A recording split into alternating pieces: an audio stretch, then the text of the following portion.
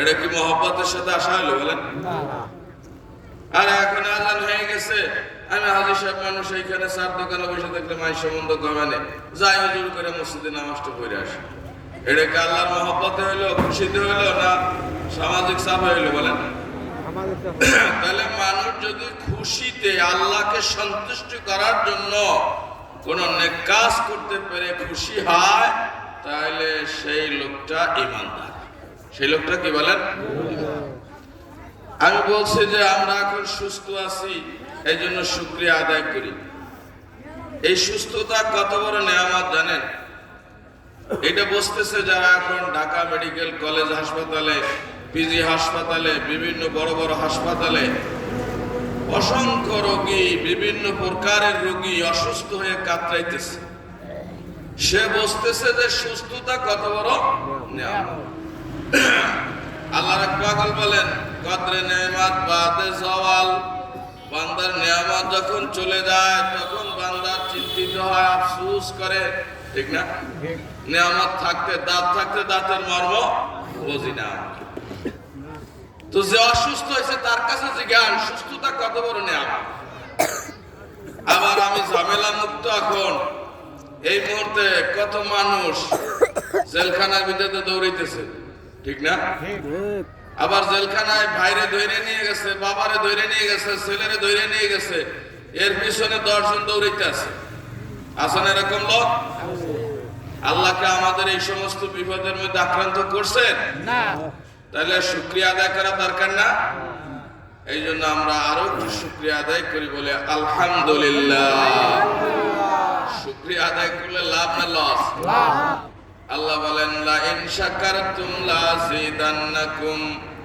তোমরা যদি আমার নিয়ামত পায়া নিয়ামতের শুকরিয়া আদায় করো, আমার কৃতজ্ঞতা আদায় করো, লাযিদান্নাকুম, অবশ্যই অবশ্যই আমি তোমার নিয়ামত বাড়াইয়া দেব। কে বলছেন? আল্লাহ বলেছে। ওয়ালা ইন কাফারতুম, আমার নিয়ামত খেয়ে খেয়ে, আমার নিয়ামত পেয়ে যদি আমার নিয়ামতের শুকরিয়া আদায় না করো, মনে রাখিও ইন্না আযাবি লাশাদীদ, আমার আযাব বড় কঠিন। আমি যেদিন তোমার এই নিয়ামতের হিসাব নেব, সেই দিন বুঝতে পারবা যে আমার ধরা কত বড় ধরা। কথা বুঝতে পারছেন? আজকে সুস্থ আছি, এরকম ছেলে সন্তান দিয়েছে আল্লাহ, সুন্দর পরিবার দিয়েছে, রকমারি হাজারো প্রকারের খাদ্য আমার জন্য আল্লাহ মজাদার বানাই দিয়েছে, খাচ্ছি, আর পশু পাখির মতন ঘুমাচ্ছি, আর জমিনে এরকম ভাবে চলাফেরা করতেছি। কে আমার মালিক? কেন আমি দুনিয়া আসলাম? এনে আমার একটু ভাবনার চিন্তা না। ওই দিন বুঝে আসবে যেই দিন আল্লাহ এক এক করে জিজ্ঞাসা করবেন, আমি যে তোকে আরামের ঘুম দিয়েছিলাম, দুনিয়াতে এমন লোক ছিল ট্যাবলেট না খেলে ঘুম হইতো না, আর তোর শরীরটা আমি এত সুন্দর সুস্থ রেখেছি, বিছনায় মাথা দেওয়ার সাথে সাথে তোর ঘুম এসে যাইতো। আছেন আমাদের এরকম লোক? কথা বলেন না কেন? ট্যাবলেট খাইও ঘুমায় না, আর আমাদের আল্লাহ স্বাভাবিকভাবে ঘুম দিয়ে যাচ্ছে। গ্যাসের ওষুধ বারবার খায়, বিভিন্ন রকমের ট্যাবলেট খায়, তারপরে ক্ষুধা লাগে না। আমাদের আল্লাহ এমন সুস্থ রেখেছে, সামনে খাবার আসলেই মজা লাগে, আসলেই মজা লাগে। এটা কি নিয়ামত কিনা বলেন? নিয়ামত। হ্যাঁ, এই জন্য শুকরিয়া করা দরকার। বলেন আলহামদুলিল্লাহ। আমি একটু জিকির করছি কেন জানেন? আমাদের এই জায়গায় যে আমরা বসছি, আমাদের একজন দুশমন আছে, সেইখানে বসতে দিতে চায় না। তার নাম কি? কন্দি শয়তান। তার নাম কি বলেন? শয়তান। আর শয়তানের জন্য হাদিসে আছে সবচেয়ে বড় মুগুর, সবচেয়ে বড় ডান্ডা হলো আল্লাহর জিকির। সবচেয়ে বড় ডান্ডা কি বলেন? শয়তানকে যদি আপনাকে তাড়াইতে হয়, আপনার কলবে যদি শয়তানের বাসা ভাঙতে হয়, আপনার কলবটাকে যদি স্বচ্ছ করতে হয়, তার জন্য 1 নাম্বার ঔষধই হলো আল্লাহর জিকির। জিকির যত বেশি করবেন দেখবেন যে কলব পরিষ্কার হইতে থাকবে আর আল্লাহর ইবাদতের মধ্যে মজা আসবে, স্বাদ আসবে। বলে হুজুর তরকারি খেলে তো স্বাদ বুঝি, হ্যাঁ তরকারি কোনটা ভালো কোনটা মন্দ এটা বুঝি, ইবাদতের স্বাদ মজা বোঝা যায় কিভাবে? এটা আবার বোঝার মাধ্যম কি? ইবাদতের স্বাদ আর মজা বোঝার একটা নিয়ম আছে, একটা সিস্টেম আছে, আছে না? সেই সিস্টেমটার নাম হলো আপনার যখন আল্লাহর হুকুম সামনে আসে সেই হুকুম পালন করতে কোনো কষ্ট অনুভব হয় না। যাদের কাছে আল্লাহর ইবাদতে মজা, তার কাছে পৌষ মাসে ফজরের নামাজ পড়তে যেরকম লাগে, চৈত্র মাসে ফজরের নামাজ তার কাছে ওই রকমই লাগে। শীতেও তার কিছু আসে যায় না, গরমেও কিছু আসে যায় না, রাত্র ছোট হলেও আসে যায় না, কিছু বড় হইলেও আসে যায় না। যখন আল্লাহু আকবার ধ্বনি আসে কানে, শোনার সাথে সাথে সব বিছানা ত্যাগ করে মালিকের দরবারে হাজির হয়ে যায়, ঠিক কিনা? এটার নাম হলো ইবাদতে মজা। এটার নাম কি বলেন? রমজান মাস চৈত্র মাসে হইলেও রোজা রাখতে কষ্ট অনুভব করে না, পৌষ মাস হইলেও রোজা রাখতে কষ্ট অনুভব করে না। এই লোকটা বোঝা যাবে যে ইবাদতে মজা পেয়েছে। আর যারা পৌষ মাস হইলে রোজা রাখতে পারে, চৈত্র মাস হইলে রোজা রাখতে পারে না, তাহলে বুঝতে হবে যে ওই লোকটা ইবাদতের মধ্যে স্বাদ পায় নাই, মজা পায় নাই। কথা বোঝেন নাই? এই জন্য আল্লাহর ইবাদতে যদি মজা স্বাদ পেতে হয় তাহলে বেশি বেশি জিকির করতে হবে, বেশি বেশি আল্লাহর জিকির করতে হবে। জিকির যত বেশি করবেন কলব তত পরিষ্কার হবে, আর কলব যত পরিষ্কার হবে আল্লাহর ইবাদত, আল্লাহর মারিফত, আল্লাহর নৈকট্য বেশি অর্জন হবে। বলেন আলহামদুলিল্লাহ। বক্তারা ওয়াজ করবে, আমি তো আপনাকে একজন পরিচিত লোক। ওয়াজ মানে কি জানেন? ওয়াজ মানে নসিহত। ওয়াজ মানে কি বলেন? ওয়াজ মানে নসিহত, মানে উপদেশ। নসিহত মানে কি? উপদেশ। কি উপদেশ?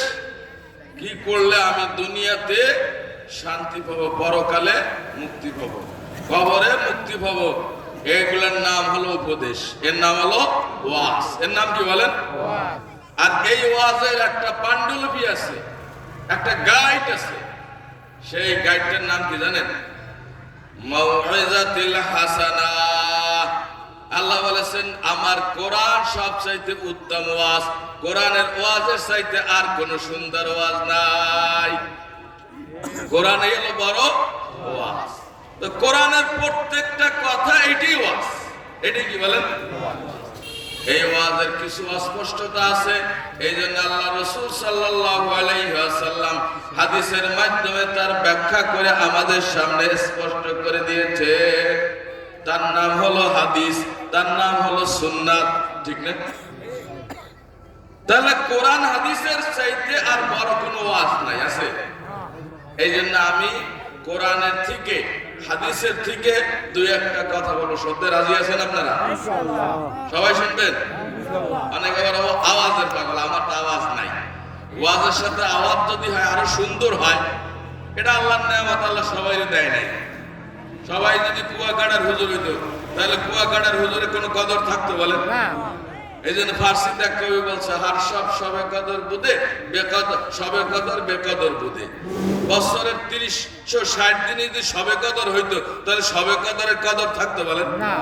এই জন্য আল্লাহ কিছু কিছু বক্তারে ওয়াজের সাথে আওয়াজও দিছে, কণ্ঠ দিছে, সুন্দর আওয়াজ। এটা নেয়ামত, এটা আলহামদুলিল্লাহ শুকরিয়া আদায় করবে। কিন্তু এইটা আওয়াজটা এটা মূল ওয়াজ না। মূল ওয়াজ হলো কোরআন এবং হাদিস। বুঝে আসছে? আমার পরে আগে যে ওয়াজ করছে গহরডাঙ্গার মুহাদ্দিস সাহেব, সুন্দর ওয়াজ করে গেছেন, কণ্ঠ সুন্দর। এরপর আর একজন আসতেছে, মাঝখানে আমি দুই একটা কথা বলবো কাটা কাটা। আপনার সঙ্গে রাজি আছেন ইনশাআল্লাহ? আল্লাহ পাক কোরআনে কারিমে সূরা ইউনূস, সূরা ইউনূসের ৬২ এবং ৬৩ নম্বর আয়াতের মধ্যে আল্লাহ বলেন, আলা ইন্না আউলিয়া আল্লাহি লা খাউফুন আলাইহিম ওয়া লা হুম ইয়াহজানুন। কয় কান লাগায় শোনো, দিলের কান দিয়ে শোনো, ভালোভাবে শোনো, অন্তর কান দিয়ে শোনো। মা বোনেরা ঘরের ভিতর বসে, পর্দার আড়ালে বসে দিলের কান লাগায় শোনো। ইন্না আউলিয়া আল্লাহ, নিশ্চয় আল্লাহ যারা ওলি, আল্লাহ যারা বন্ধু, লা খাউফুন আলাইহিম ওয়া লা হুম ইয়াহজানুন, তাদের কোনো ভয় নাই, তাদের কোনো চিন্তা নাই। আল্লাহর যারা ওলি, আল্লাহর যারা বন্ধু, তাদের কোনো ভয় নাই, কোনো চিন্তা নাই। এইবার আমরা যারা এখানে ওয়াজের ময়দানে আসি, আমাদের একটা চিন্তা পড়ে গেছে যে আল্লাহর ওলি তো হলো পিসাবরা, ঠিক না? আল্লাহর ওলি তো বড় বড় হুজুরেরা। তা আমরা তো আল্লাহর ওলি না, তাহলে তো আমাদের তো চিন্তার কোনো শেষ নাই, ভয়ের কোনো শেষ নাই। আমাদের দেশের লোকের একটা ধারণা যে পিসাবই আল্লাহর ওলি, হুজুররাই আল্লাহর ওলি, এটা আমরা মনে করি। হ্যাঁ, যদি হক্কানি আলেম হয়, হক্কানি পীর হয়, সে অবশ্যই আল্লাহর ওলি। কিন্তু আমি রিকশাওয়ালা হলেও আল্লাহর ওলি হইতে পারি, আমি দিনমজুর কৃষক হইলেও আল্লাহর ওলি হইতে পারি, আমি একজন অশিক্ষিত লোক হইলেও আল্লাহর ওলি হইতে পারি, আমি একজন মিলের শ্রমিক হইলেও ওলি হইতে পারি, আমি একজন ব্যবসায়ী হইলেও আল্লাহর ওলি হইতে পারি। এগুলি আমার জানা নাই, ঠিক না? আমরা মনে করি বিশ্বাস অনেক পরিদান আছে, অনেক আমল করে, অনেক আমলের সবক দেয়, অন্যাই মনে হয় আল্লাহর ওলি। হ্যাঁ, অন্যার আল্লাহর ওলি, কিন্তু আপনার আমিও আল্লাহর ওলি হইতে পারি, এইটা আল্লাহ পাক এই আয়াতের মধ্যে পরে কোরআন শরীফের মধ্যে আমাদেরকে শিখিয়েছে। বলেন আলহামদুলিল্লাহ। এই জন্য আল্লাহ পাক প্রথম বলেছেন যে আমার ওলি হবে, আমার যে বন্ধু হবে, তার কোনো ভয় নাই, তার কোনো চিন্তাও। এখন আমি একটু ভয় আর চিন্তার ব্যাখ্যা করি। ভয় কাকে বলে? ভয় বলে সামনের কোন জিনিসের ভীতিকে। ভয় বলে কিসের? সামনের কোন ভীতি থাকলে তাকে কি বলে? ভয় বলে। রাত বাজে 12টা, রাত কয়টা বাজে? 12টা। এখন সুইচগেটের একটা লোক জলিপার যাবে, ভ্যান নিয়ে বা পায়ে হেঁটে যেভাবে যাবে, এখন বলে যে যাও জলিপার যাওয়া, আমার তো ভয় করতেছে, না জানি শান্তিপুর ফাঁকা জায়গায় গেলে কিনা ওরা অ্যাটাক করে, ঠিক না? তাহলে সুইচগেটের থেকে জলিপারের উদ্দেশ্যে রওনা হয়েছে। এখন সে ভয় করতেছে কোন জায়গা? শান্তিপুরে। সে ভয় করতেছে জলিপারের আগে কোথায় আমাকে যেন অ্যাটাক করে। এই ভয়, এটাকে বলে আরবিতে খৌফ। এটাকে কি বলে? আরবিতে খৌফ। আর চিন্তা বলে কি জানেন?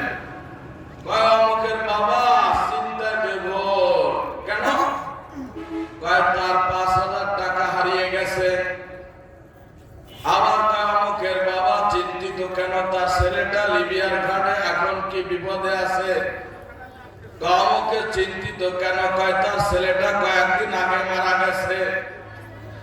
এর নাম হলো চিন্তা। আরবিতে হুজুর, মানে যে জিনিসটা পিছনে চলে গেছে এটার নাম হলো আরবিতে হুজুর। আমরা বাংলায় কই চিন্তা।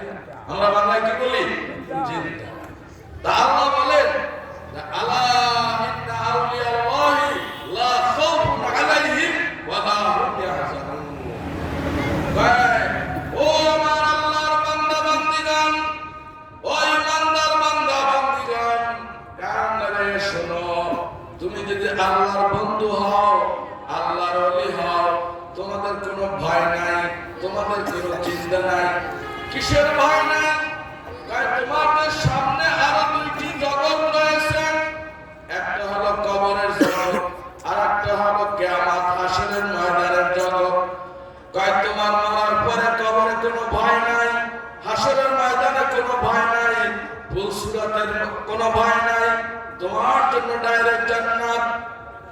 তোমার জন্য কি?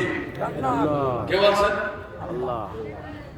আল্লাহর ওলি হইলে, আল্লাহর বন্ধু হইলে ভয় নাই। কিসের ভয় নাই?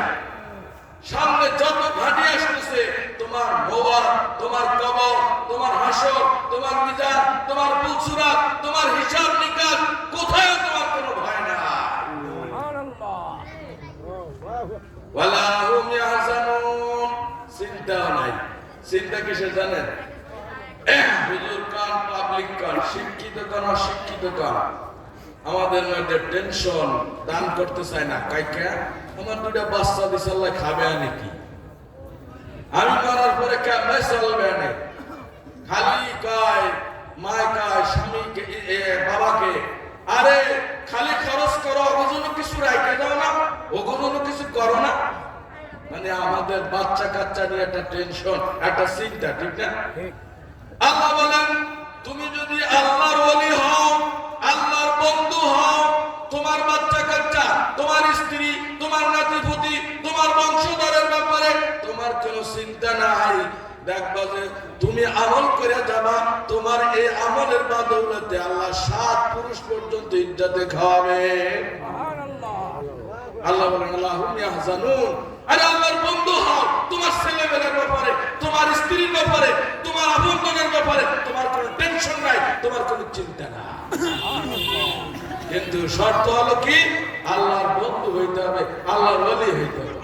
এত মাইকের আওয়াজ কি নাকি? মাইকের আওয়াজ কষ্ট আর বাড়াই না। তাহলে আমরা আল্লাহর বন্ধু হইতে কি রাজি আছি? সবাই কেনা কেনা রাজি আছি? আলহামদুলিল্লাহ বলি, জোরে কান আলহামদুলিল্লাহ। আল্লাহর বন্ধু হওয়ার জন্য 1 নম্বর শর্ত, আল্লাহ বলেন আল্লাহর বন্ধুদের গুণ হলো 2টা। কয়টা গুণ? কয়টা গুণ বলেন? 2টা। আল্লাহ বলেন আল্লাহর বন্ধু কারা, আল্লাহর ওলি কারা? আল্লাযিনা আমানু ওয়া কানু ইয়াত্তাকুন। 1 নম্বর গুণ হলো ঈমানদার হইতে হবে। কি হইতে হবে বলেন? কি হইতে হবে? ঈমানদার হইতে হবে।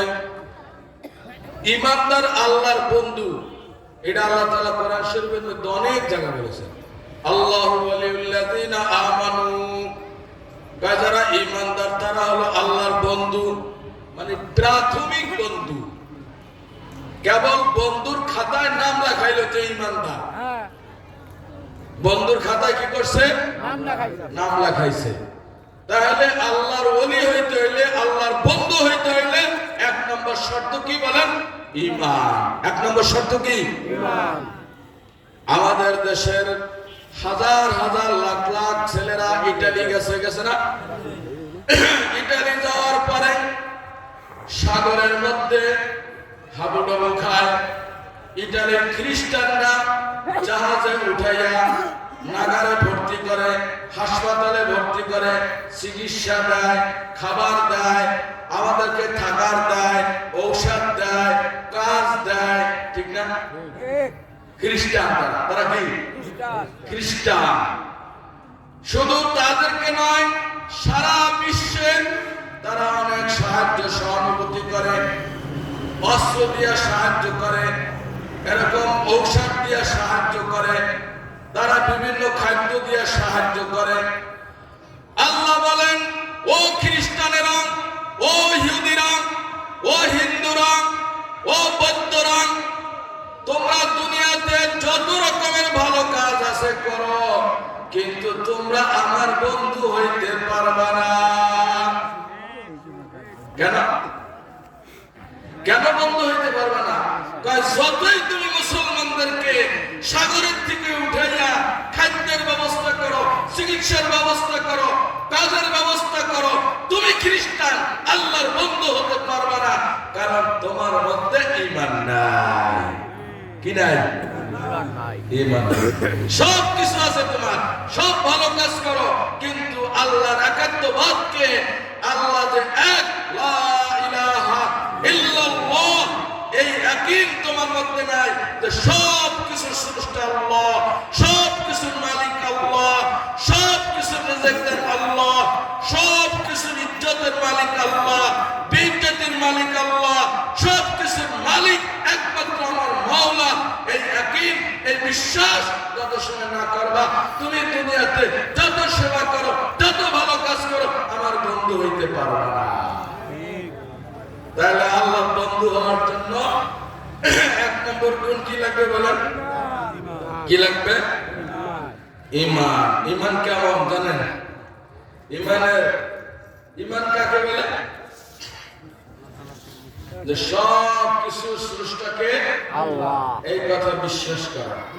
বলে আপনারা প্রশ্ন করতে পারেন, হুজুর খ্রিস্টানরা তো সৃষ্টিকর্তা মানে, ইহুদিরাও সৃষ্টিকর্তা মানে, হিন্দুরাও সৃষ্টিকর্তা মানে, কথা সৃষ্টিকর্তা যদি এটা করে তাহলে হবে, বলে না? তাহলে ওরাও তো সৃষ্টিকর্তা মানে, তাহলে ওদের মধ্যে আর আমাদের মধ্যে পার্থক্য কি? ওরা ইমানদার কেন না আর আমরা কেন ইমানদার? পার্থক্য হলো এক জায়গা, ইহুদির দল, এক দল ইহুদিরা ঈসা নবীর কাছে প্রশ্ন করেছে, ও নবী মুহাম্মদ, তুমি যে আল্লাহর দাওয়াত দাও, তুমি যে আল্লাহর প্রতি ঈমান আনার জন্য দাওয়াত দাও, তোমার কাছে জিজ্ঞাসা করতেছি তোমার সেই আল্লাহর পরিচয় কি? বলেন সুবহানাল্লাহ। কারা জিজ্ঞাসা? ইহুদিরা। ইহুদিরা জিজ্ঞাসা করছে, হে নবী মুহাম্মদ, তুমি যে আল্লাহর দাওয়াত দাও, একাত্মবাদের দাওয়াত দাও, সেই আল্লাহর পরিচয় কি বলো তো? আল্লাহর নবী মুহাম্মদুর রাসূলুল্লাহ সাল্লাল্লাহু আলাইহি ওয়াসাল্লাম যখন এই কোন সমস্যার সম্মুখীন হতেন, প্রশ্নের সম্মুখীন হতেন, সাথে সাথে আসমানের দিকে তাকাইতেন আর আসমানের ওহীর অপেক্ষা করতেন, ওহীর থেকে কি ফয়সালা আসে। ইহুদিদের এই প্রশ্নের উত্তরে আল্লাহ রাব্বুল আলামিন ছোট্ট একটি সূরা নাযিল করলেন, যে সূরাটার নাম হলো কুল হুয়াল্লাহর সূরা, সূরা ইখলাস। আমরা সবাই জানি না? এই সূরা নাযিল কইরা আল্লাহ রাব্বুল আলামিন তার নিজের পরিচয় দান করলেন।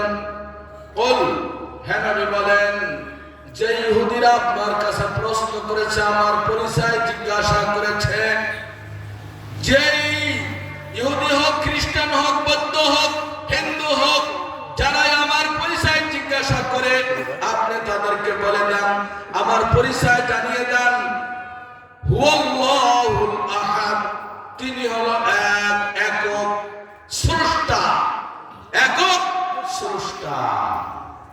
এই গেল পার্থক্য।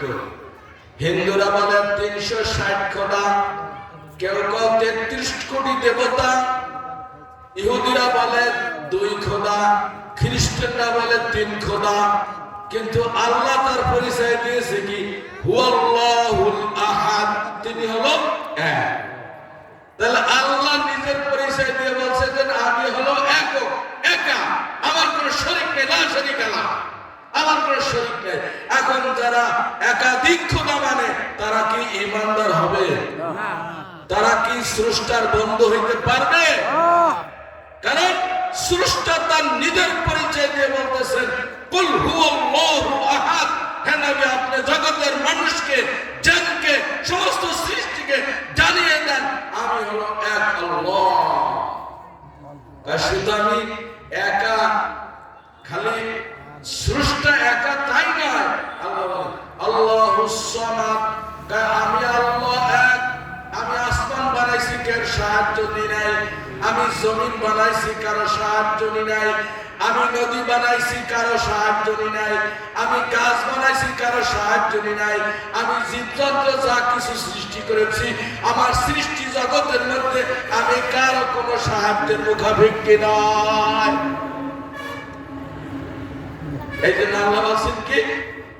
আল্লাহ গনিয়ুন ওয়া নাহনুল ফুকারা, আল্লাহ হলো গনি, ধনী, বেনিয়াজ, অমুখাপেক্ষী, আর সমস্ত মানুষ যে সব হলো ফকির। ফকির মানে ঠেকা মহতাজ। আমরা তো ফকির পেলে একটু রাগ হই না? ফকির পেলে রাগ হই না কেন? আমাদের দেশে ফকির কাদেরকে বলা হয়? ফকির একটা গালি আমাদের দেশে। আরে ফকিরের বাচ্চা ফকির বলি না আমরা? আরে আমরা সবাই ফকির, আমি দেখাই দিই আপনাকে। এই যে মিলটা যে চালায় আমাদের বর্তমান চেয়ারম্যান নজরুল ইসলাম সাহেব, উনিও একজন ফকির। কিসের ফকির? উনি ফকির হলেন, উনি যত বড় এরকম 5টা মিলেরও মৌলিক মালিক হয়, ওই শ্রমিকের কাছে উনি ফকির।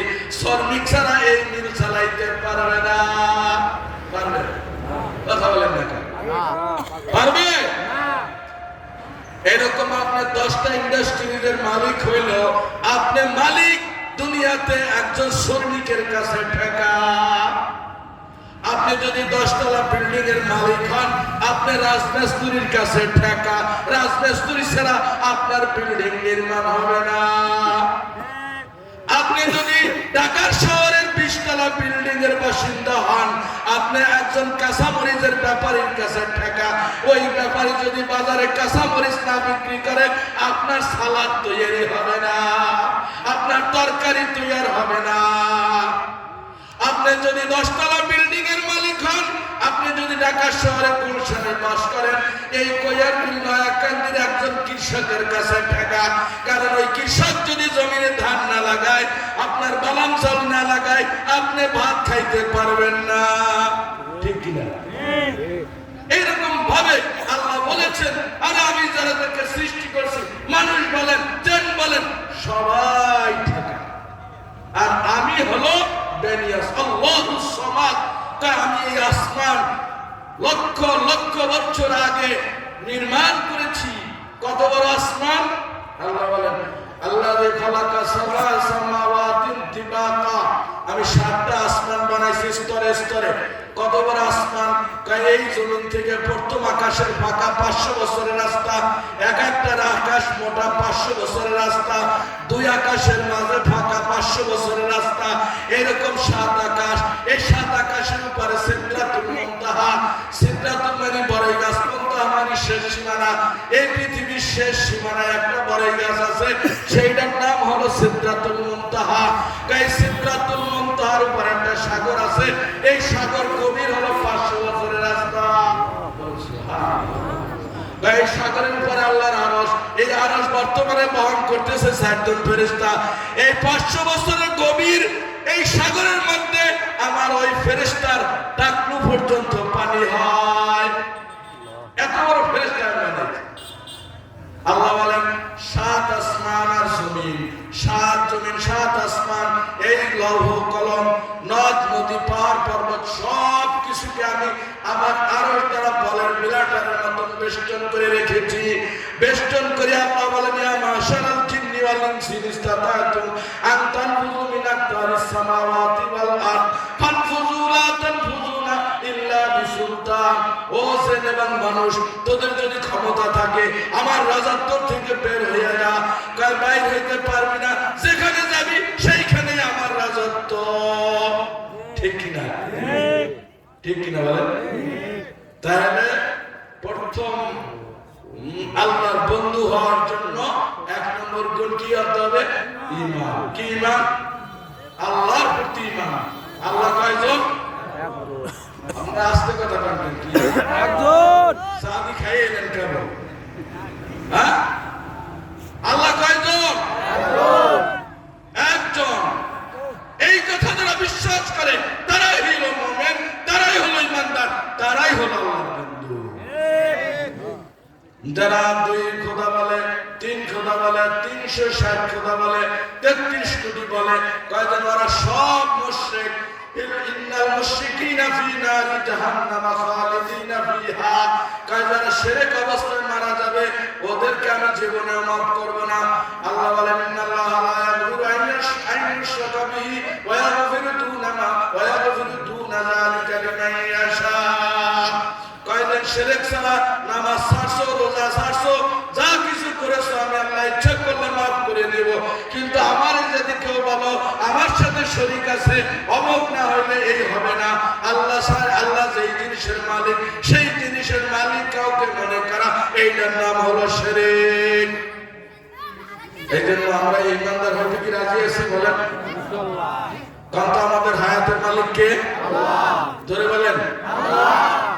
আমাদের সুস্থতার মালিক কে? আল্লাহ। আমাদের ছেলে ইটালি নেওয়ার মালিক কে? না নেওয়ার মালিক কে? তাহলে আমি একটা প্রশ্ন করি, আপনারা গয়লাকান্দি, গঙ্গারামপুর, খালিয়া, নয়াকান্দির মানুষ, ছেলেটা ইটালি গেলেই আমাদের খালাম মায়েরা 2 কেজি 3 কেজি মিষ্টি নিয়া, মুরগি নিয়া, ছাগল নিয়া সিন্দাঘাট মোড়ে গঙ্গার মায়েরা কেন দেন? আপনার ছেলেটাকে ইটালিকে গঙ্গার মায় পৌঁছাইছে? এই আকীদা, এই বিশ্বাস যেই নারী, যেই পুরুষ, যেই মানুষের মধ্যে আছে, সে মুশরিক, সে কাফের, সে বেঈমান, সে মুসলমান থাকবে না। আপনার ছেলে ইটালি গেলে কামাই খাবেন, আপনি মুশরিক হয়ে যাবেন। আপনার ছেলেকে ইটালি নেওয়া না নেওয়া মালিক লা ইলাহা ইল্লাল্লাহ, একমাত্র আসমানের মালিক আল্লাহ। কাজেই এইটার মালিক কাউকে মনে করা, এইটার নাম শিরক। আর যে শিরক করবে সে ডাইরেক্ট হারাম। আজকে ফসল দেয় আল্লাহ, ছেলে নেয় ইটালি আল্লাহ, আমার ব্যবসায় লাভ দেয় আল্লাহ, দেওয়ার পরেই আমি বলি অমুক না হইলে এই হইতো না, এই না হইলে এই না হইতো না। একজনের জমিনে সুন্দর ধান হয়েছে, ধান হওয়ার পরে আর একজনে গেছেন দেখতে, কয়েছে তোমার জমিনে তো খুব সুন্দর ধান হয়েছে, এখন কি গাছেন দেবে? কয়েছেন খালি ধান লাগাইলেই হয় না, ধানের পরিচর্যা করতে হয়, সার ঔষধ ঠিক মতন দিতে হয়, নিয়ম কানুন বুঝতে হয়। বলেন নাউজুবিল্লাহ। মানে কি উনি বুঝাইতে চায় আমার যোগ্যতায় আমার জমিনে সুন্দর ধান হয়েছে, এইটা বিশ্বাস করার নাম শিরক। আপনি জমিনে ধান লাগাবেন, সার দেবেন, সব কিছু করবেন, এটা আল্লাহর নির্দেশ। জমিনে আপনি বাজারের ব্যবসা করবেন, দোকান সুন্দর করে সাজাবেন, ব্যবসার জন্য যত ভালো কৌশল আছে অবলম্বন করবেন, আপনার সব কিছু করা এটা আল্লাহর নির্দেশ। কিন্তু আপনাকে বিশ্বাস করতে হবে যে আমার জমিনে ফসল দেওয়ার মালিক আমি না, আমার সার না, আমার ঔষধ না, আমার যোগ্যতা না, আমার জমিনে ফসল দেওয়ার মালিক একমাত্র আল্লাহ, আমার ব্যবসায় লাভ দেওয়ার মালিক একমাত্র আল্লাহ। তাই যদি না হয়তো ভালো ভালো আদর্শ কৃষকের জমিনে ধান নষ্ট হয়ে যায়, আবার একজন সাধারণ কৃষকের জমিনে 1 বিঘায় 50 মণ ধান হয়, ভালো ভালো কোম্পানির ব্যবসায়ী ধ্বংস হয়ে যায়, ঋণগ্রস্ত হয়ে দেশ ছাড়া হয়ে যায়, আবার একজন সাধারণ ব্যবসায়ী আস্তে আস্তে বড়লোক হয়ে টেকের হাটের মতন জায়গা কিনা বিল্ডিং এর মালিক হয়ে যায়। আপনার যোগ্যতায় ব্যবসা হয় না, আপনার যোগ্যতায় জমিনে ফসল হয় না, সবকিছু করার মালিক হলো একমাত্র আল্লাহ।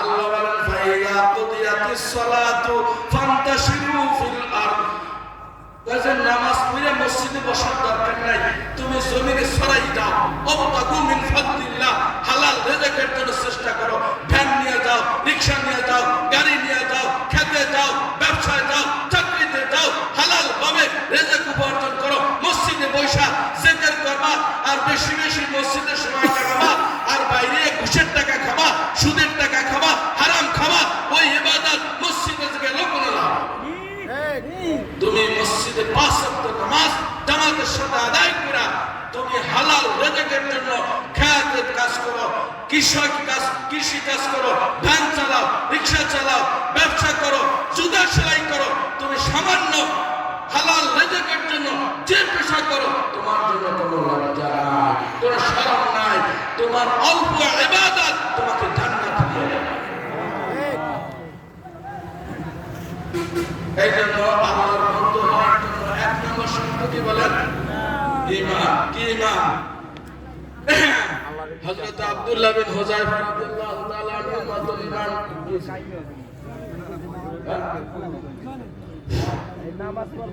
আমরা মাইক বাড়াই দে।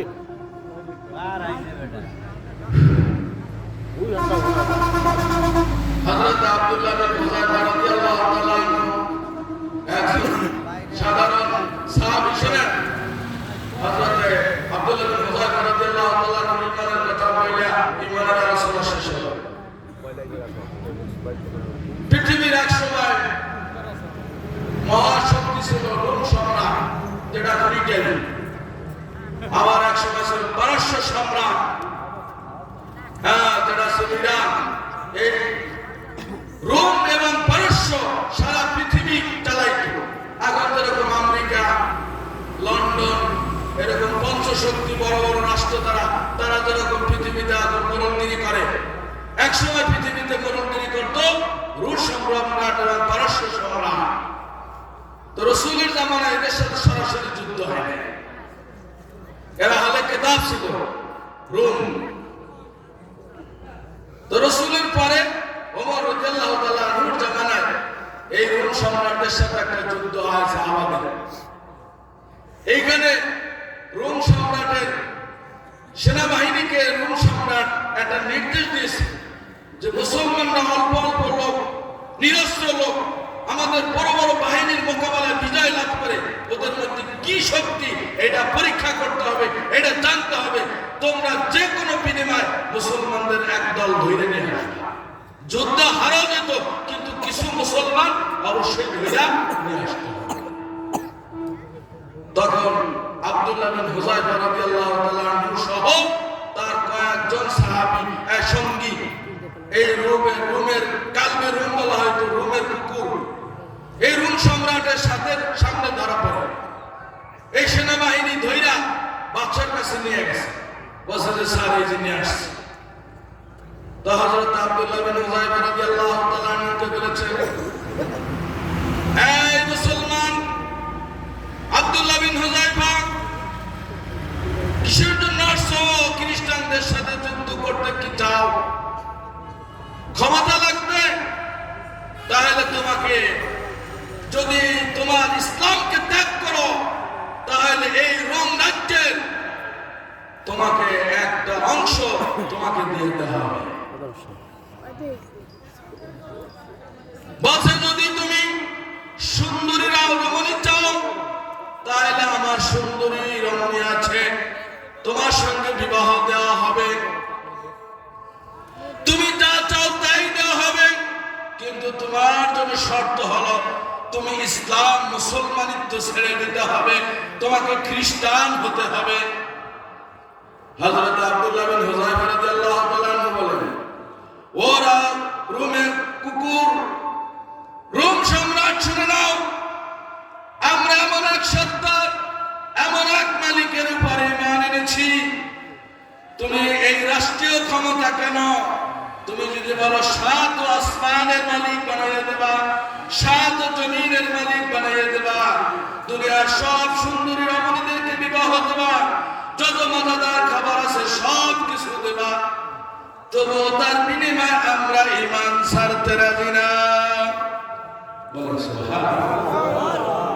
হযরত আব্দুল্লাহ বিন হুযায়ফা রাদিয়াল্লাহু তাআলা আনহু টান টান কথা শোনার পরে দেখলো যে বেকায়দা অবস্থা।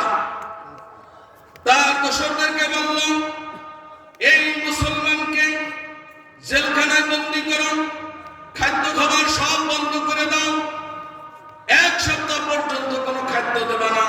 যখন একদম ক্ষুধায় কাতর হয়ে যাবে, তখন তাকে খ্রিস্টানদের যে খাবার, শুয়ারের গোশ এবং মদ ইত্যাদি এগুলো দিয়েও খাদ্য দাও। ঠিক তাই করেছে, জেলখানায় বন্দী করে খাদ্য খাবার বন্ধ করে দিয়েছে। একদম ক্ষুধায় দুর্বল হয়ে গেছে, কিন্তু ঈমান পাওয়ার আর বাড়তেছে। 1 সপ্তাহ পরে ক্ষুধায় কাতর, এক সময় তার সামনে শুয়ারের গোশত, মদ এগুলান খাদ্য হিসাবে হারাম খাবার তার সামনে পেশ করেছে। হযরত আব্দুল্লাহ বিন হুযায়ফা রাদিয়াল্লাহু তাআলা বলেন, ও খ্রিস্টানেরা শোনো, আমি এমন এক সত্তার পরে ঈমান এনেছি, আমার জান বের হয়ে যাবে, তো আমি মুসলমান তোমার এই শুয়ারের গোশত, এই মদ কখনো পান করিব না। দেখছেন কত বড়। এরপরে তেলের ডেক চালাইছে, তেলের ডেকের মধ্যে ফেলানোর হুমকি দিয়েছে, কোনো কিছুতে কাজ হয় না। এই কথাই আল্লাহ তাআলা বলেন, ইন্নাল্লাযীনা ক্বালু রাব্বুনাল্লাহ সুম্মাস্তাকামু, যারা বলছে আমাদের মালিক একমাত্র আল্লাহ, এই কথা বলার পরে দুনিয়ার কোনো লোভে, দুনিয়ার কোনো স্বার্থে, দুনিয়ার কোনো ক্ষমতায়, দুনিয়ার কোনো বন্দুকের ভয়ে, কোনো সেনাবাহিনীর ভয়ে, কোনো সরকারের ভয়ে সেই ঈমান থেকে একটুও পিছপা হয় নাই, বিচ্যুত হয় নাই। এইরকম ঈমান নিয়ে যে মারা যাবে আল্লাহ তাকে ডাইরেক্ট ফিনান্সিয়াল জান্নাত। এই যে আল্লাহ বলছেন যে আমার বন্ধু হওয়ার জন্য এক নম্বর গুণ হলো এক ঠিক করতে হবে। এক কি করতে হবে? যে আমাদের স্রষ্টা কয়জন? জোরে বলেন, কয়জন? আমাদের শান্তির মালিককে, অশান্তির মালিককে, হায়াতের মালিক, মওতের মালিক, রাষ্ট্রীয় ক্ষমতা দেয়কে, ন্যায়কে, সামাজিক প্রভাব দেয়কে, ন্যায়কে, সন্তান দেয়কে, ন্যায়কে, সব কিছুর মালিক একমাত্র কে? এটা বিশ্বাস করার নাম ঈমান। এটা বিশ্বাস করার নাম কি? এক ঠিক না হলে নামাজ, রোজা, হজ, যাকাত কিছুতে কাজ হবে না। আগে এক ঠিক করতে হবে। আগে কি করতে হবে? মালিক একমাত্র আল্লাহ। আমার জাহান্নামে হারাম ভক্ষণ করব না, কোন কাফের, বেদিন, মুনাফিকের আনুগত্য করব না, আল্লাহর কোরআনের বিপরীত কোন কিছুতে আনুগত্য করব না। এটার নাম হলো ঈমান। এটার নাম কি? ঈমান। তাহলে আল্লাহর বন্ধু হওয়ার জন্য তো পিছে হওয়া লাগবে, কথা বলেন না? বড় আলেম হওয়া লাগবে। একজন কৃষক আল্লাহ হইতে পারে, আল্লাহর বন্ধু হইতে পারে। একজন শ্রমিক আল্লাহর বন্ধু হইতে পারে। একজন ব্যবসায়ী আল্লাহর বন্ধু হতে পারে যখন তার মধ্যে এই ঈমান পরিপূর্ণভাবে। দুই নম্বর গুণ আল্লাহর বন্ধুর, ওয়া কানু ইয়াত্তাকুন। মুত্তাকিন হইতে হবে। কি হইতে হবে বলেন? কি হইতে হবে? মুত্তাকিন। কোরআন শরীফের মধ্যে অনেক জায়গা আমার শায়েখ পীর ও মুর্শিদ হযরত মাওলানা মুফতি আব্দুল গফফার সাহেব নগরগঞ্জের শায়েখ, উনি বলেন কোরআন শরীফের মধ্যে প্রায় 3000-এরও জায়গায়, 3000-এরও অধিক জায়গায় এই তাকওয়ার কথা, মুত্তাকিনের কথা আলোচনা করেছেন। সুবহানাল্লাহ। 3000-এরও অধিক জায়গায় উনি টাকারহাট বাস স্ট্যান্ড মাহফিলে একবার আলোচনাটা করেছেন যে 3000-এরও অধিক জায়গায় তাকওয়ার কথা, মুত্তাকিন হওয়ার কথা আল্লাহ কোরআনের মধ্যে বলেছেন। আল্লাহ তাআলা বলেন ইত্তাকিল মুত্তাকিন, আমি জান্নাত বানাইছি মুত্তাকিনদের জন্য। কাদের জন্য? মুত্তাকিনদের জন্য। আবার আরেকটা আল্লাহ বলেন ইন্নাল মুত্তাকিনা ফি জান্নাতিন নাঈম, কাজে নিশ্চয় মুত্তাকিন যারা তারা থাকবে আরামের জান্নাতে। আর এক আয়াতের মধ্যে আছে ইন্নাল মুত্তাকিনা ইনদা রাব্বিহিম ফি জান্নাতিন নাঈম, আল্লাহ তাআলা তার রবের কাছে মুত্তাকিন নাকি থাকবে, সুখে শান্তিতে থাকবে। মুত্তাকিনের কথা বলছে। এখন মুত্তাকিনের তাফসীর কি, ব্যাখ্যা কি, এই কথা বলেই আমার আলোচনা শেষ হয়ে গেল। এক নম্বর মুত্তাকিনের অর্থ, এর মূল ধাতু হলো আল ওয়াকিউ, মানে ওয়াকিউ মানে বাসিয়া থাকা। কি অর্থ বলেন? বাসিয়া থাকা। এর নাম হলো তাকওয়া। বাসিয়া থাকার অর্থ কি? আল্লাহ তাআলা যা নিষেধ করেছেন এটার থেকে বাসিয়া থাকা। আমরা বাংলায় কই পরহেজগার। বাংলায় কি বলি? পরহেজগার। পরহেজগার মানে সে যে কি থাকে,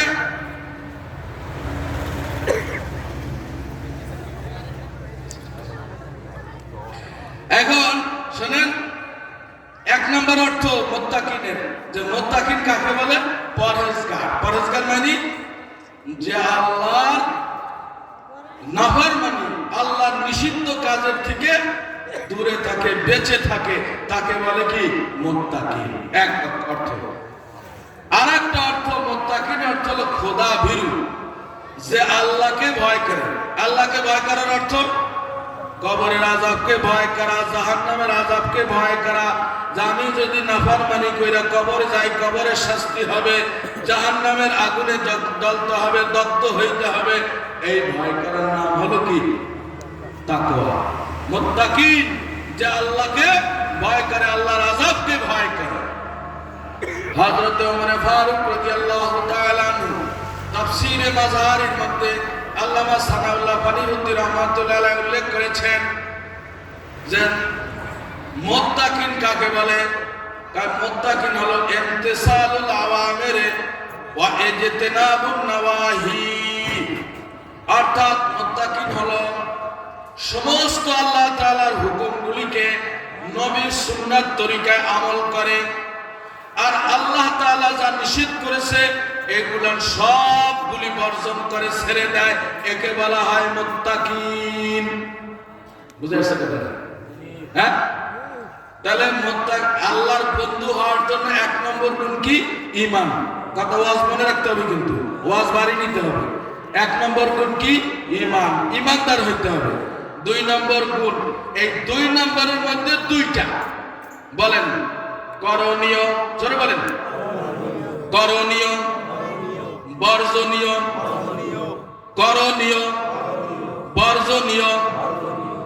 আমল, নেক আমল ধরো, জোরে বলেন নেক আমল ধরো, সমস্ত গুনাহের কাম ছাড়ো, সমস্ত নেক আমল ধরো, সমস্ত গুনাহের কাজ ছাড়ো।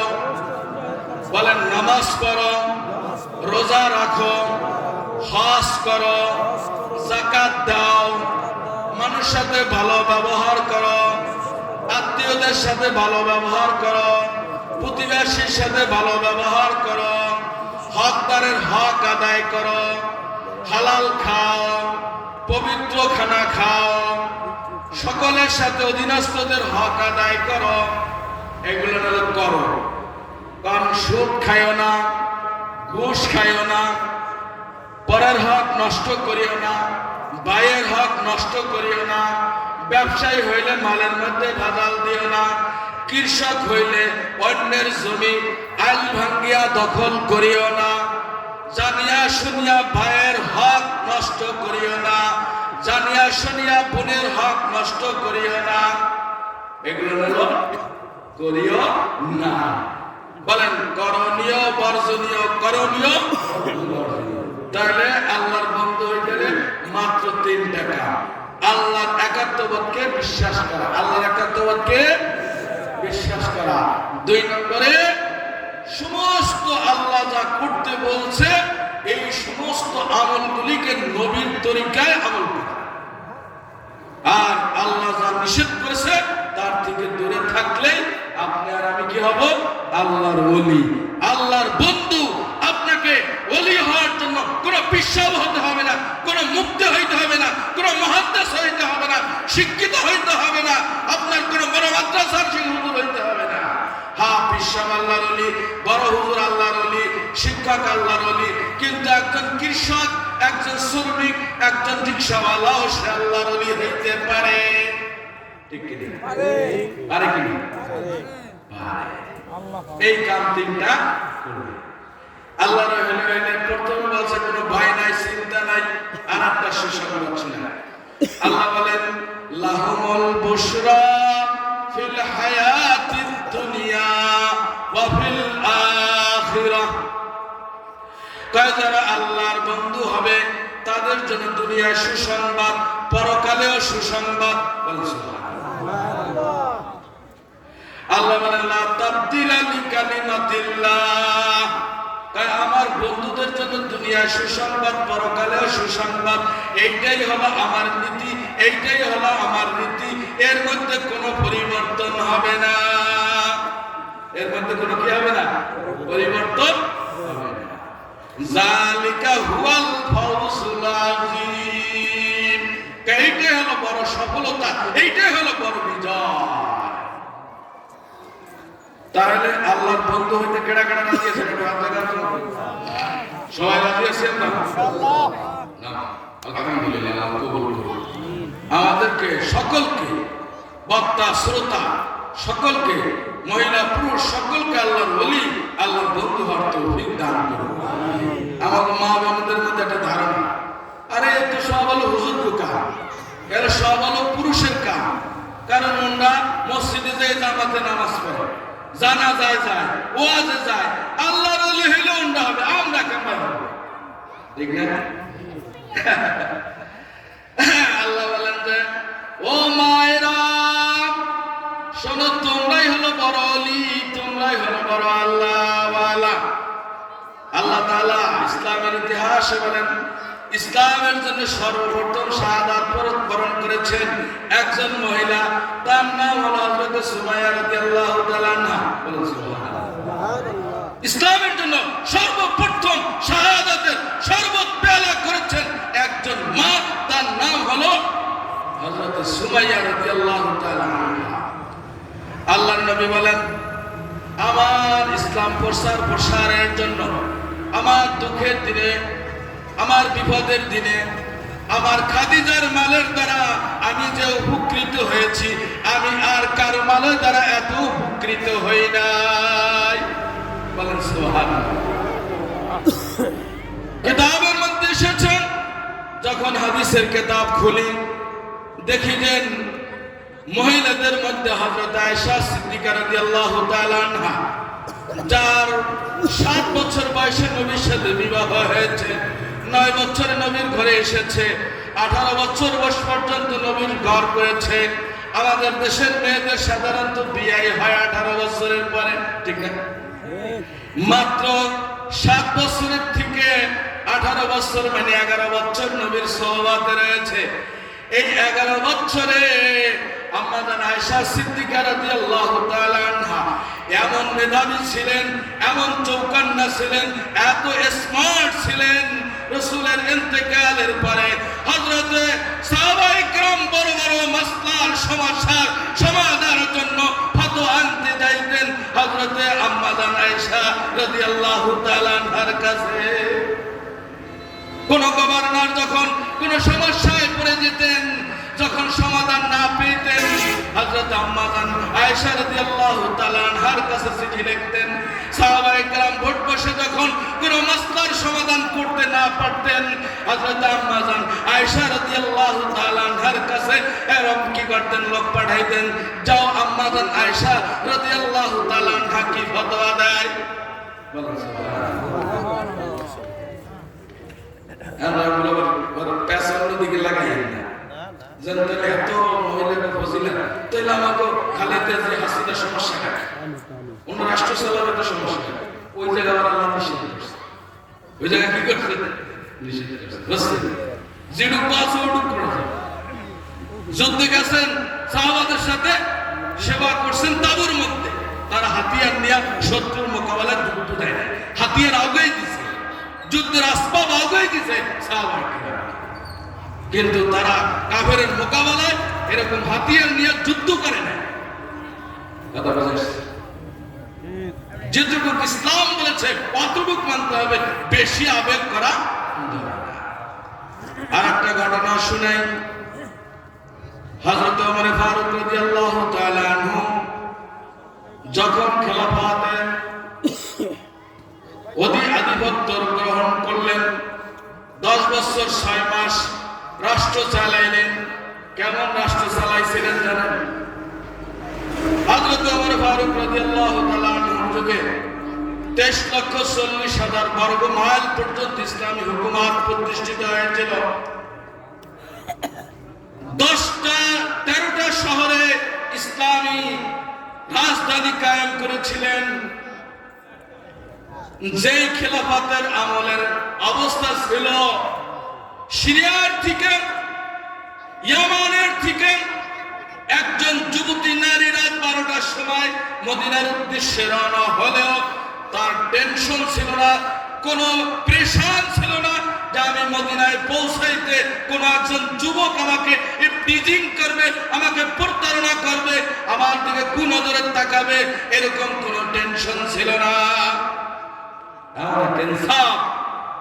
এমন এক ন্যায় নীতির রাষ্ট্র কায়েম করেছিলেন পৃথিবীর ইতিহাসে হযরত ওমর ফারুক রাদিয়াল্লাহু তাআলা আনহু। হযরত ওমর ফারুক রাদিয়াল্লাহু তাআলা আনহু খেলাফত আমলে ওনার অভ্যাস ছিল আমাদের দেশের সাধারণ একজন নেতা, সাধারণ একজন চেয়ারম্যান, সাধারণ একজন এমপি, তার বাসভবন, তার বাড়ি অনেক উন্নত, ঠিক না? শুধু দেশে না, বিদেশে কত জায়গায় বাড়ি করে, কিন্তু কিন্তু ওই জামানায় খলিফারা কি করছে? হযরত ওমর রাদিয়াল্লাহু তাআলা রাতের গভীরে তাহাজ্জুদের পরে এলাকায় ঘুরতেন মানুষের অবস্থা কি দেখার জন্য। একটা মানুষের নৈতিক চরিত্র, বাস্তব চরিত্র, এইটা ফুটে ওঠে রাত্রে। কোন সময়? আমি হুজুর, এখন তো মসজিদের ইমাম সব ৫ ওয়াক্ত নামাজ পড়াই, দিনের বেলা একদম পাক্কা হুজুর। আমি হুজুর কেমন, এইটা চরিত্রটা আমার ভেসে উঠবে যখন আমি নির্জনতা অবলম্বন করব। আমার কাছে যখন কোনো নাফরমানির ছুটে আসবে, আমার কাছে যখন কোনো গুনাহের ছুটে আসবে, তখন আমার চরিত্রের বহির প্রকাশ হবে। ঠিক না? হযরত ওমর রাদিয়াল্লাহু তাআলা মুরব্বাস ছিল, তাহাজ্জুদের পরে জনগণের মধ্যে ঘুরে ঘুরে অবস্থা পর্যবেক্ষণ করতেন। অভ্যাস অনুযায়ী একদিন তাহাজ্জুদের পরে ফজরের আগে আগে এলাকায় ঘুরতেছে, কার কি অবস্থা, কে কোন অবস্থায় আছে, এই অবস্থা দেখার জন্য বের হয়েছেন। তো ঘুরতে ঘুরতে একটা ঘরের পাশে দিয়ে কথার আওয়াজ পাইতেছে, দাঁড়িয়ে গেল। ঘরের মধ্যে কথার আওয়াজ পাইতেছে, দাঁড়াইয়া শুনতেছে কি বলে। ঘরের থেকে বলতেছে, মা তার মেয়েকে ডাক দিয়ে বলতেছে, অমর তুমি ওঠো, বকরির দুধ দহন করো, আজকে বাজারে দুধ বিক্রি করতে হবে, আজকে আমাদের টাকার বেশি প্রয়োজন। যে পরিমাণ দুধ আমাদের প্রতিদিন হয়, ওই পরিমাণ দুধের টাকায় আজকে জরুরত পুরা হবে না, আমাদের প্রয়োজন মেটবে না। তাহলে কি করতে হবে? ওঠো, রাতের অন্ধকারে দুধ দোয়াইয়া পানি মিশাও, দুধের পরিমাণ বাড়াও, আজকে তাহলে আমাদের প্রয়োজনটা মিটবে। মেয়ে বলতেছে, মা খলিফা ওমরের নিষেধ, দুধে পানি দেওয়া যাবে না। মা বলতেছে, আরে মা, এই জন্যই তো তোমাকে ডাকতেছি, তুমি ঘুম থেকে ওঠো, রাত্রের অন্ধকারে কাজ করতে হবে, দিনের বেলা কেউ দেখলে, ওমরের কাছে খবর গেলে আমাদের আর উপায় থাকবে না। তুমি তাড়াতাড়ি ঘুম থেকে উঠিয়া বকরির দুধ দহন করিয়া তার সাথে পানি মিশ্রণ করো। মেয়েটা ছিল বড় দিনদার, আল্লাহওয়ালা। ওই মেয়েটা বলতেছে, মা খলিফা ওমরকে ভয় পাইলাম, কিন্তু আসমানের মালিককে ভয় পাইলে না। ওমর ডাকবে, এই জন্য রাত্রের অন্ধকারে তুমি আমাকে দুধ দয়া পানি মিশাইতে বলো। ওমর এই রাত্রের অন্ধকারে আসমানের মালিক দেখে কিনা বলো। রাত্র হোক দিন হোক, ঘরের মধ্যে হোক আর বাহিরে হোক, বাগানে হোক সদরে হোক, সব জায়গায় মালিক দেখেন কিনা বলেন? কয় তুমি ওই মালিককে তো ভয় করলা না, ওমরকে ভয় করলা। আরে তুই ওর তাড়াতাড়ি দুধ দোয়া পানি মিশা। এই কথা মা আর মেয়ে বলা বলি করতেছে। খলিফা ওমর রাদিয়াল্লাহু তাআলা আনহু ঘরের পিছনে দাঁড়িয়ে দাঁড়িয়ে শুনতেছেন। দিনের বেলা দরবারের থেকে লোক পাঠাইছে, যাও আমার পরিবারের লোকদেরকে ডেকে নিয়ে আসো। এই ডাক যখন পেয়েছে, সাথে সাথে পরিবারের সব লোকের মধ্যে কম্পন শুরু হয়ে গেছে, খবর হয়ে গেছে ওমর রাদিয়াল্লাহু তাআলা আমাদের আজকে খবর জানা ফেলাইছে, দুধে যে পানি দিয়েছি, পানি মিশিয়েছি, এইটা জেনেছে, এইটা খবর হয়ে গেছে আমাদের আজকে আর উপায় নাই। অনেক ভীতি অবস্থায় কাঁপতে কাঁপতে খলিফার দরবারে গেছে। যখন এই অবস্থা উপলব্ধি করেছে, খলিফাতুল মুসলিমিন ওমর রাদিয়াল্লাহু তাআলা বলতেছেন, আরে তোমাদের কোনো ভয় নাই, কোনো চিন্তা নাই, বলো তো কি এই আজকে রাত্রে যে তোমরা কথা বলতেছিলা, যে মেয়েটা বললো, মা তুমি খলিফা ওমরকে ভয় করতেছো, আসমানের মালিককে ভয় করতেছো না, যিনি সব জায়গা দেখেন, রাত্রে দেখেন, তিনি দেখেন, সেই মেয়েটাকে, সেই মেয়েটা কার? বলো যে অমকের মেয়ে অমক, তার নাম এই। বসেন তোমাদের কাছে আমি এই জন্য ডাকছি তোমাদেরকে আমি একটা প্রস্তাব দিতে চাই। আমার একটা ছেলে আছে, এই ছেলের সাথে এই মেয়ের বিবাহ দেব, তাতে কি তোমরা রাজি আছো? বলছো সুবহানাল্লাহ। কে বলতেছে? অর্ধ বিশ্বের খলিফা হযরত ওমর রাদিয়াল্লাহু তাআলা আনহু তার ছেলের জন্য ওই গরিবের মেয়ে বিবাহের প্রস্তাব আসছে। কিসের কারণে? তার মধ্যে আল্লাহর ভয়, খোদা ভীতি, তাকওয়া থাকার কারণে। ইতিহাসে লেখে হযরত মাওলানা হিমায়ুদ্দিন সাহেব, উনি একটা কিতাব লিখেছেন খুতবান। এই কিতাবের মধ্যে লিখেছেন ওই ঘরে যেই মেয়েটাকে ওমর রাদিয়াল্লাহু তাআলা আনহুর কন্যা, ওই মেয়েটাকে যে বিবাহ করেছিল, ওই ঘরের ওই বংশের থেকে আরেকজন ওমর পয়দা হয়েছে, যার নাম হলো ওমর ইবনে আব্দুল আজিজ। চার খলিফা হযরত আবু বকর, ওমর, ওসমান, আলী, এই 30 বছর খেলাফতের পরে হযরত ওমর বিন আব্দুল আজিজ যিনি ছিল তাবি, তাকে একমাত্র খলিফা বলা হয়েছে। এই খলিফা ওমর ইবনে আব্দুল আজিজ রাহমাতুল্লাহ আলাইহি ওই মেয়ের ওই বংশের থেকে, ওই রক্তের থেকে এসেছে। কথা বুঝে আসছে? হ্যাঁ, তাহলে মহিলারা আল্লাহর ওলি হইতে পারে না? আল্লাহর বন্ধু হইতে পারে না? পারে। ইসলামের ইতিহাসে, পূর্বের ইতিহাসে হাজার হাজার মেয়ে এরকম আল্লাহর ওলি, আল্লাহর বন্ধু হইয়া দুনিয়ার থেকে বিদায় নিয়ে কবরে গেছে। ঠিক কিনা বলে?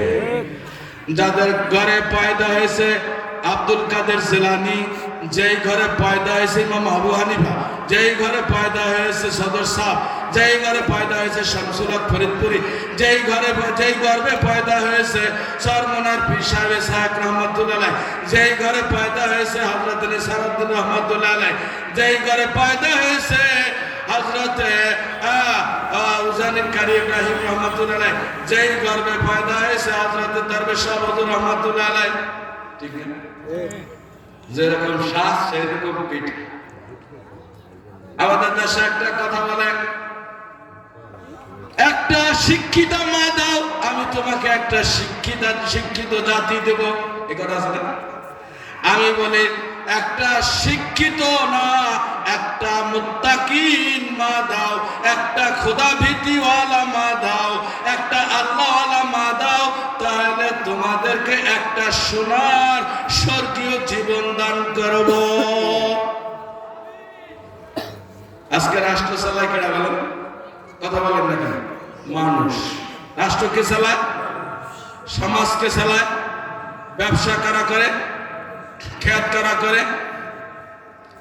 আজকে যদি আমার মায়েরা ভালো হইতো, আর ওই মায়ের গর্ভে যদি সন্তানগুলি ভালো হইতো, তাহলে সংসদে যদি ওই মায়ের গর্ভে যে সন্তানগুলি হয়, ওই সন্তানগুলি যদি সংসদে যায় এমপি হইতো, তাহলে তারা জনগণের সম্পদ লুণ্ঠন করিত না, জনগণের সম্পদ চুরি করিত না।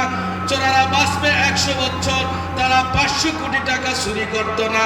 একটা লোক যদি 100 বছর বাঁচে, 100 কোটি টাকা খাইয়া মরতে পারে না, তারপরেও দুনিয়ার নেশায়, দুনিয়ার লোভে 100 কোটি টাকার মালিক হওয়ার পরে হাজার হাজার কোটি টাকা গরিবের সম্পদ, জনগণের সম্পদ, এতিমের সম্পদ লুণ্ঠন করে। এর একমাত্র কারণ হলো ওর মা, এবং মা ওকে যখন জন্ম দিয়েছে হারাম খাইয়া জন্ম দিয়েছে, সুদের টাকা খাইয়া জন্ম দিয়েছে, ঘুষের টাকা খাইয়া জন্ম দিয়েছে, ফুফুর সম্পদ ধ্বংস করিয়া, আত্মসাৎ করিয়া খাইয়া সেই সম্পদ খাইয়া জন্ম দিয়েছে, ভাইয়ের সম্পদ আত্মসাৎ করিয়া খাইয়া সেই সম্পদ খাইয়া জন্ম দিয়েছে।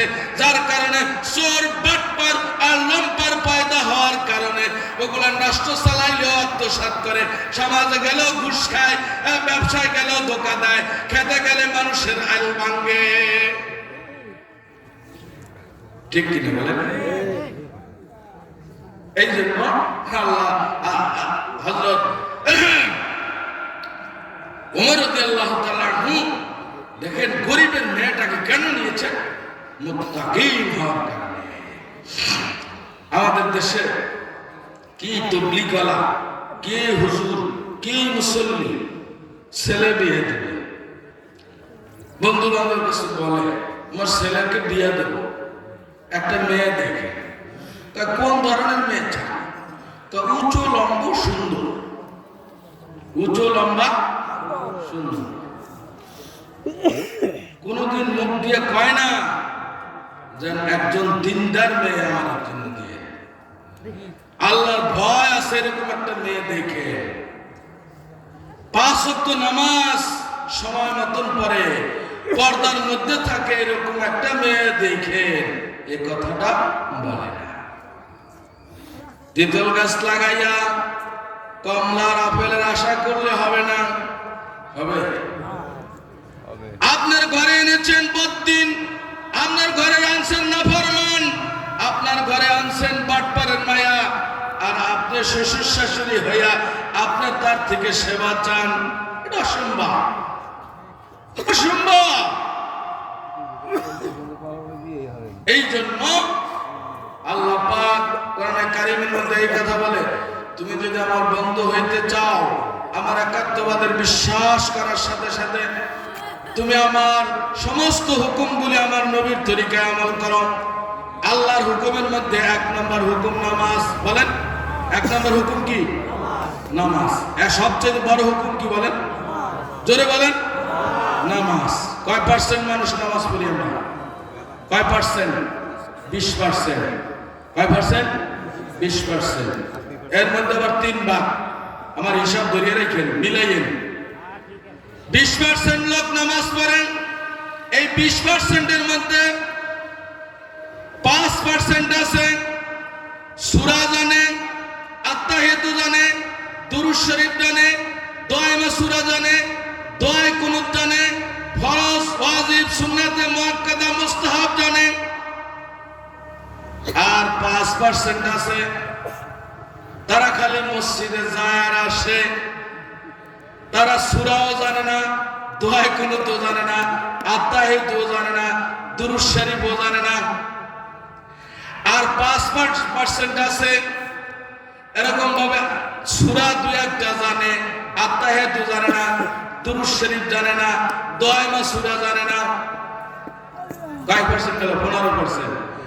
আর 5% আছে নামাজ পড়ে শুধু আকৃতিতে নামাজ, দিলের মধ্যে নামাজের কোন সিফাত তার দিলের মধ্যে নাই। অথচ আল্লাহ তাআলা হাদিসে জিবরিলের মধ্যে আল্লাহ রাসূল বলেন, আনতা আবুদাল্লাহ কান্নাকা তারাহু ফাইন লাম তারাহু ফাইন্নাহু ইয়ারাক।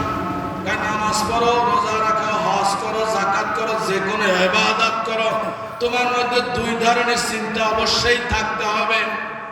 1 নম্বর চিন্তা হলো তুমি নামাজ পড়ার সময়, রোজা রাখার সময়, হজ করার সময়, যাকাত দেওয়ার সময়, জিকির করার সময়, তেলাওয়াতের সময় তোমার দিলের মধ্যে একটা কল্পনা থাকবে, আমি আমার মালিককে দেখতেছি আর নামাজ পড়তেছি, আমার মালিককে দেখতেছি আমি কোরআন তেলাওয়াত করতেছি, আমার মালিককে দেখতেছি আর আমি জিকির করতেছি, আমার মালিককে দেখতেছি আর আমি তওয়াফ করতেছি, আমি জিয়ারত করতেছি, আমি সাফা মারওয়ায় দৌড়াইতেছি, আমি আরাফাতের ময়দানে অবস্থান করতেছি।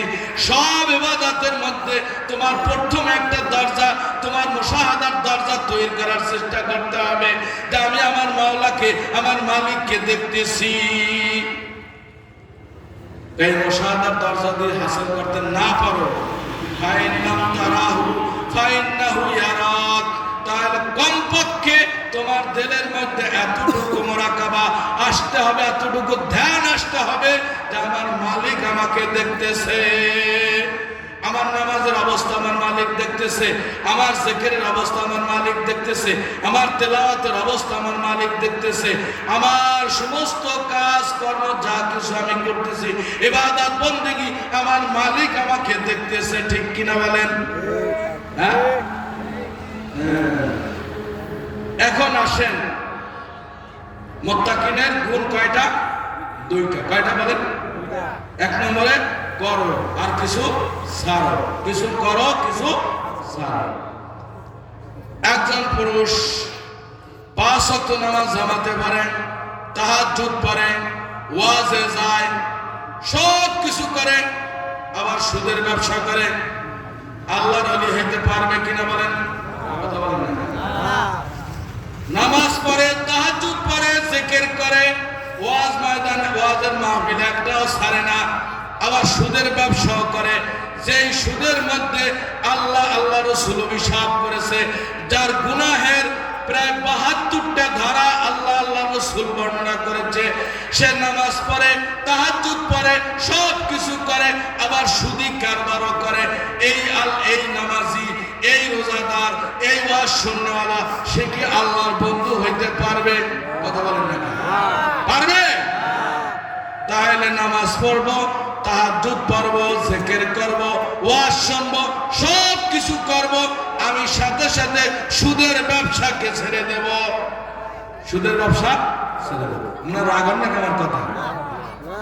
আমি নামাজ পড়ি, রোজা রাখি, হজ করি, যাকাত দিই, বছরে বছরে উমরায় যাই, প্রত্যেক বছর হজে যাই, উমরায় যাই, বছরে 2-3 বার যাই, আর ঘুষের টাকা একটাও ছাড়ি না। আমার এই হজ, আমার এই নামাজ, এর দ্বারা আমি আল্লাহর বন্ধু হইতে পারবো কিনা বলেন?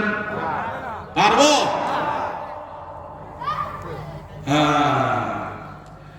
ও মায়েরা, আমাদের অনেক মায়েরা 5 ওয়াক্ত নামাজ পড়ে, তাহাজ্জুদের নামাজও পড়ে, আবার হাতের মধ্যে তসবিহ নিয়েও ঘোরে।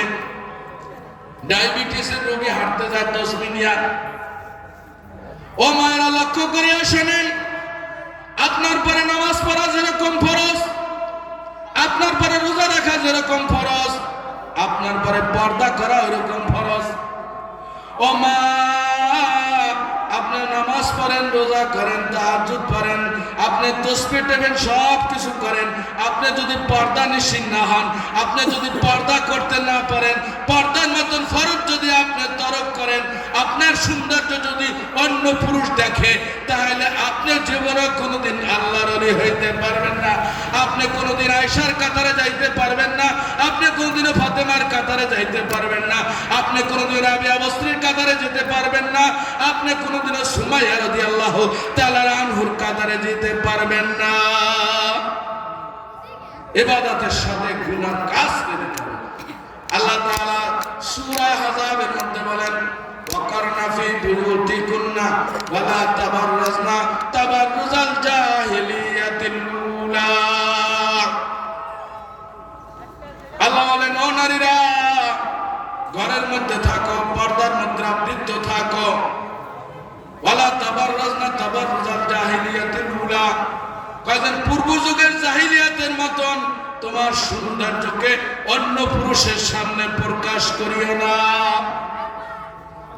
আল্লামা সানাউল্লাহ ফানি মুফতি রাহমাতুল্লাহ আলাইহি তাফসীরে মাযহারের মধ্যে এই তাবরিজের ব্যাখ্যা করতে গিয়া বলছেন, একজন নারী তার সব সৌন্দর্য, তার স্বর্ণ অলংকার, তার যত রকমের মালিশ আছে, তার যত রকমের সুগন্ধি আছে, তার যত রকমের সৌন্দর্য আছে, এগুলো সব সে প্রকাশ করবে তার স্বামীর কাছে। কার কাছে?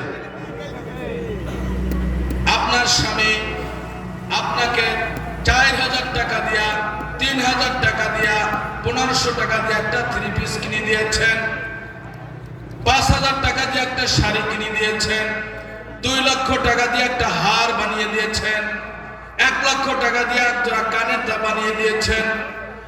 আপনি যদি এইগুলি, এই সৌন্দর্য যদি আপনি স্বামীর সামনে না প্রকাশ করিয়া, আপনি যদি এগুলানকে দিয়া বাজারে গায়ে দিয়া ঘোরেন, আপনার অলংকার নিয়ে বাজার দিয়া ঘোরেন, সিনেমা দিয়া ঘোরেন, রোড দিয়া ঘোরেন, আপনি যদি পার্কে ঘোরেন, আপনি তাহাজ্জুদ পড়েন, আপনি নামাজ পড়েন, আপনি জিকির করেন, তেলাওয়াত করেন, আপনি মহিলা মাদ্রাসায় পড়েন, আর আপনি হুজুরের স্ত্রী হন, আপনি তবলিগওয়ালার স্ত্রী হন, আপনি জীবনে কোনোদিন আল্লাহর বন্ধু হইতে পারবেন না। আমাদের দেশে মায়েরা পর্দা করে কার কাছে জানেন? স্বামীর সামনে। কার সামনে? আমি একটু বাস্তব কথা বলে, আপনারা আমার মাইন্ডে নেবেন না, খারাপ দিকে নেবেন না, সাবলামের দিকে নেবেন। যেটা বাস্তব কিতাবের মধ্যে এসেছে, স্বামীর জন্য, স্বামীর কাছে স্ত্রীর কোনো পর্দা নাই, ছেলের কাছেও পর্দা আছে, মেয়ের কাছে বাবার পর্দা আছে, ভাইয়ের কাছে পর্দা আছে। পর্দা আবার আপনারা আবার উল্টা বুঝেন না, খালি মুখ দেখা এটাই পর্দা না। একজন মা তার ছেলের সামনে কতটুকু খুলতে পারবে এটা বিধান আছে। সে তার চেহারা খুলতে পারবে, তার হাত খুলতে পারবে, তার মাথা খুলতে পারবে, কিন্তু গলার থেকে এইটুক কি করতে পারবে না। ছেলের সামনেও খুলতে পারবে না, ভাইয়ের সামনেও খুলতে পারবে না, যার সাথে দেখা দেওয়া যায় তার সামনেও খুলতে পারবে না।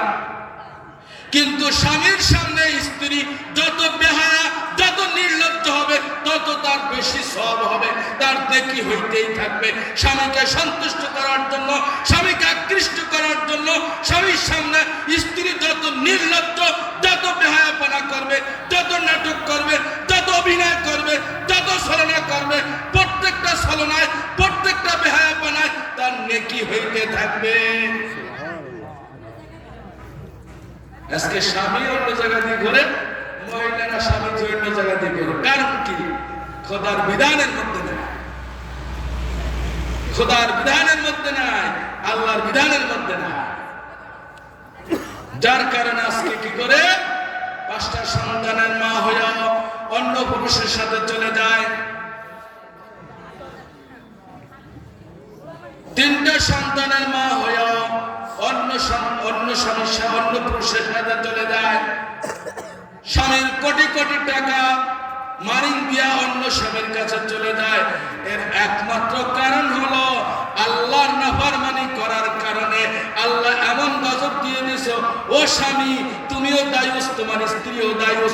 তুমি স্বামীর জন্য 1 কোটি টাকা দিয়ে বিল্ডিং করছো, আর তোমার স্ত্রী গঙ্গার ঘাটে দিয়ে গোসল করে, পুকুরে দিয়ে গোসল করে, নির্লজ্জ ভাবে গোসল করে।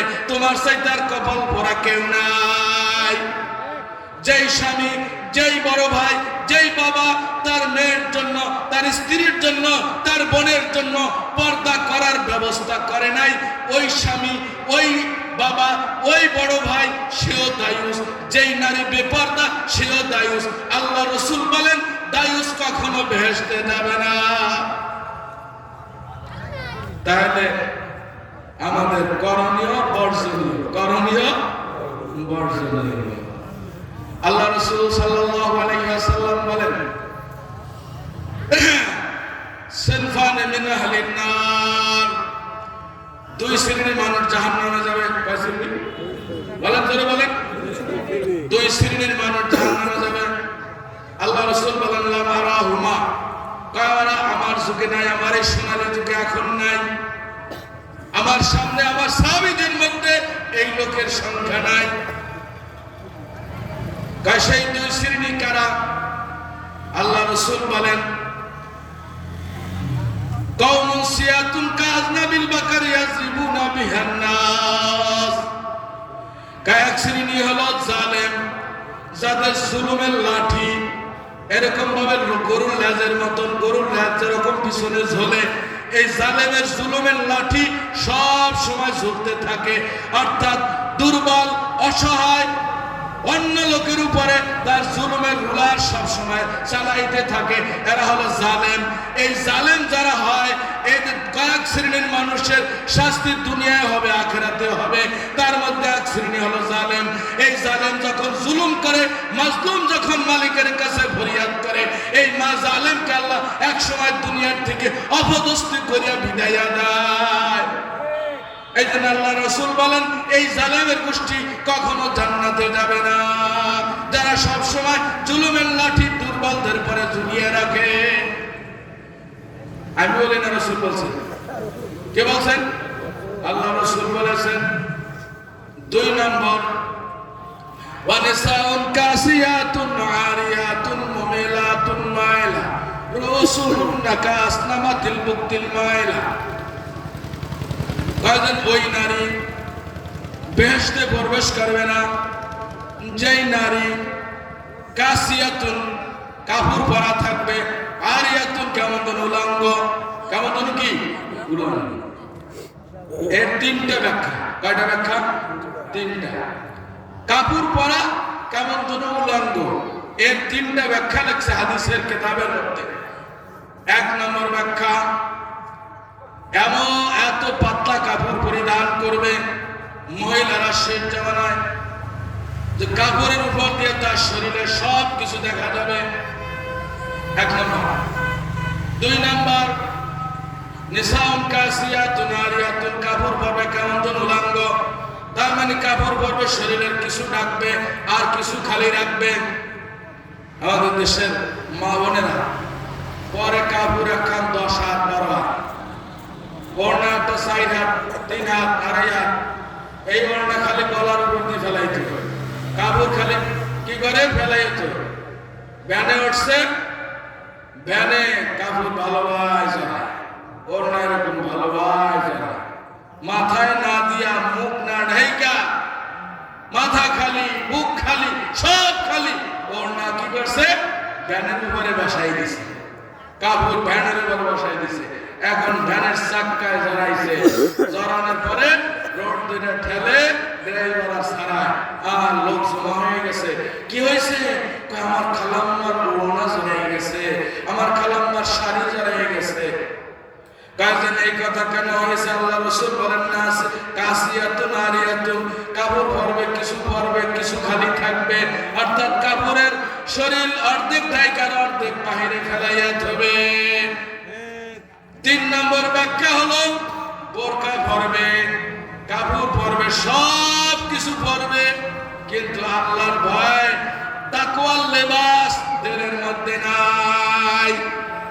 বোরকা পয়রা সিনেমায় যাবে, বোরকা পয়রা বাজারে যায় পরপুরুষের সাথে আড্ডা করবে, বোরকা পরিয়া এরকম ভাবে বিভিন্ন এরকম ভাবে নাট্যকার অবস্থায় যাবে, অন্য পুরুষের সাথে আড্ডা করবে, অফিসে যায় নির্লজ্জ এরকম ভাবে বোরকা পরবে, কিন্তু নির্লজ্জ ভাবে চলাফেরা করবে, আল্লাহর ভয় দিলের মধ্যে নাই, অর্থাৎ তাকওয়ার লেবাস তার মধ্যে নাই।